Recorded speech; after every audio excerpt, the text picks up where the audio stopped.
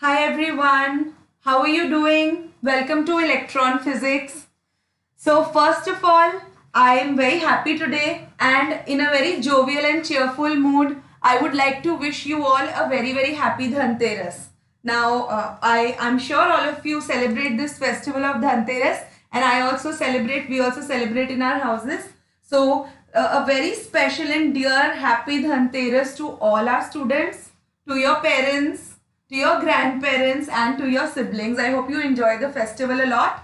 And in this festival, I just wanted to mention it that we worship God Kuber, and God Kuber is the god of wealth. So I hope you enjoy it. Enjoy the festival, pray to the Lord. It's very important. Praying is also very important as Indians, you know.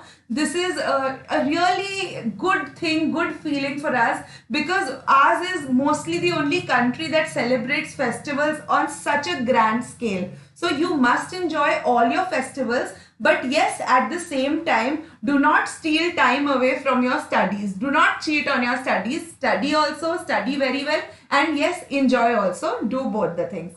So our agenda for today, as you all know, we are doing the chapter last lesson of plus 2 CBSE. We are already done with the theory of the chapter. We know the chapter very well. We are quite confident. But yes, some techniques are required to upgrade our skills, right?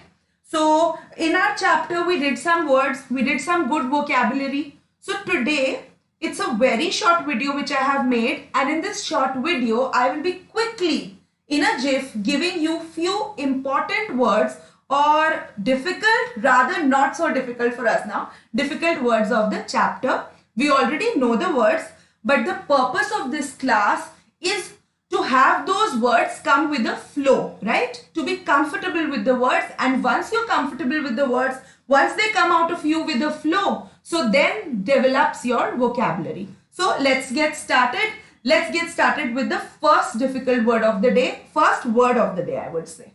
So the first word is apprentice. Now I've already told you what apprentice means. Apprentice means a helper, somebody who assists somebody, right? So just take a look at the screen. I've also depicted a picture, shown you a picture of an apprentice. Here, you know, this person, he's trained and he's giving his skill to the other juniors, right? So basically an apprentice is a person who's learning a skill from a trained person, already skilled person, already trained person. So, you know, there are some things like, you know, he obviously, since he's learning a trade for somebody, so he's working for a specific time, for a little time, and he's working on low wages. He's taking less money for the job. So basically, an apprentice, short and sweet, is a learner or a helper, right? So how do you use the word apprentice? I've just made two sentences for you so that the usage comes easily to you. He worked for 2 years as a plumber's apprentice, right? So here is the usage of the word apprentice. So he worked for 2 years as a plumber's apprentice, means a helper of a plumber, right? Next one, before he became a professional, he worked as an apprentice in the industry. So he might have learned the skill in the industry and then he became a professional. So it's a very simple word and I would want you to use it with a flow in your daily vocab, right? Okay, coming to the next word quickly. Right, so next word today is bustle.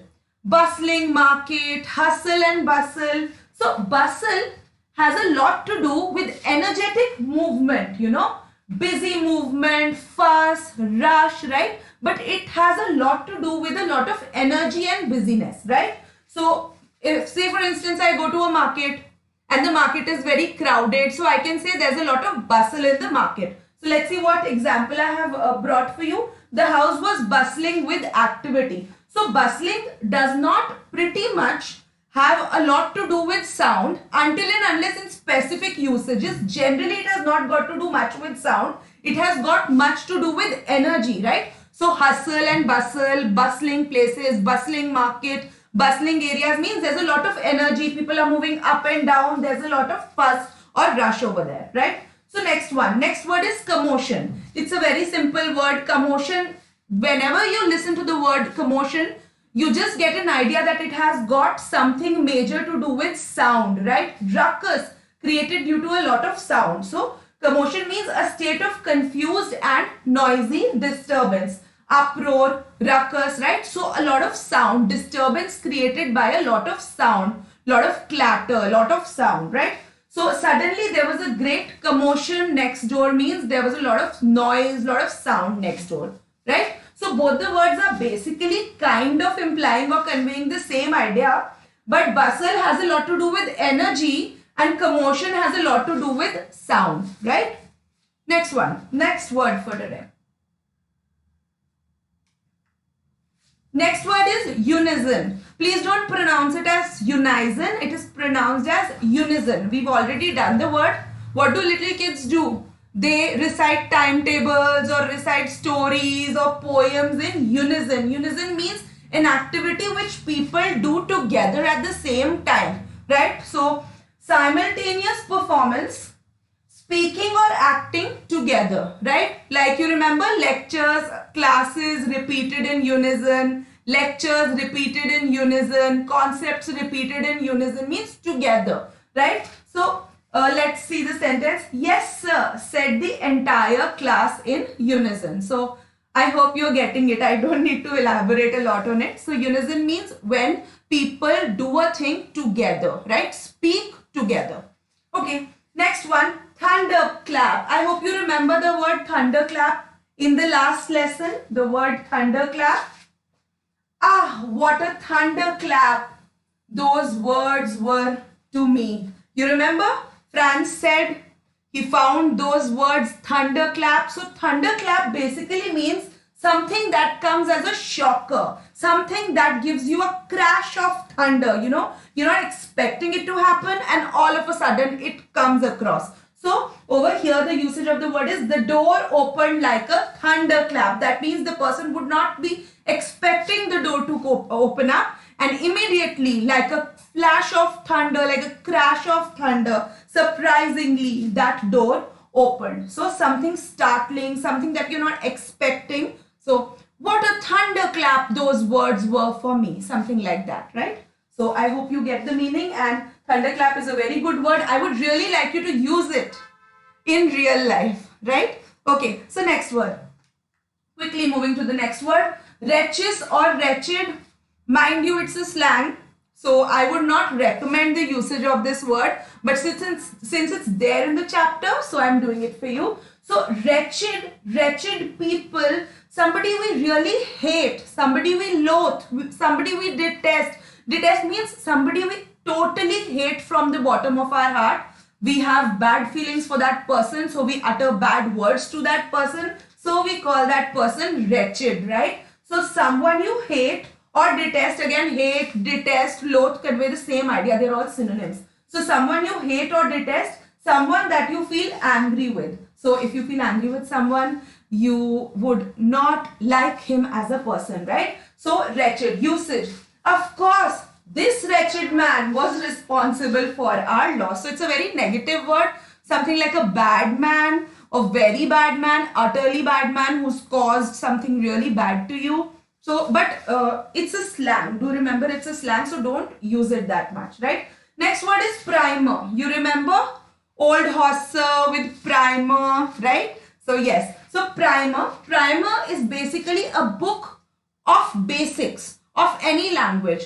It's usually meant for kids, you know, because kids would require those basics. So very, very elementary or basic book is called a primer. So a small book for children, a small introductory book. So you can look at the sentence that I have made. When I was a kid, the primer was my only book, right? So again, primer as a word won't be used in a very city kind of a language. It won't be used, but still you must be knowing the word, right?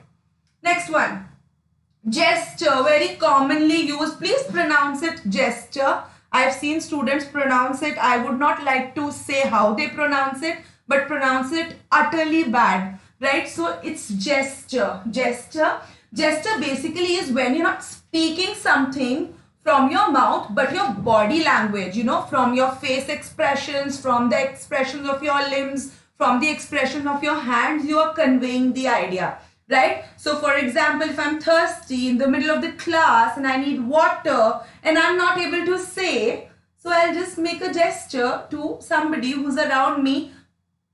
So this is a gesture I made for getting me a glass of water. I don't know how good that gesture came out. So gesture basically means a movement of part of a body, especially a hand or head, to express an idea or meaning, right? So signaling somebody without using your mouth, without at least speaking about it, right? So language, he gestured to his best friend to leave. It's a very common word and sometimes students don't use such words, so use it. It's a good word, use it. Next one is choke. Last word for today.